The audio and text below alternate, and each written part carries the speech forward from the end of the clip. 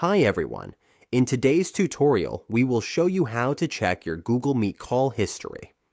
Whether we need to review past meetings, confirm what happened, or find meeting details, we can follow a few simple steps to access them. Let's get started. On the Google Meet dashboard, we go to the top corner of the app. We click the gear icon to open settings. From there, we can see the call history section. Here, we can view all of our past calls. We can also delete call history, export it, or set it to auto-delete. Now to view your Google Meet call history, just click Export Your History, and it will download all your history calls to your computer. I cannot click Show because I don't call history in this account. And that's it. You now know how to start a call on Google Meet.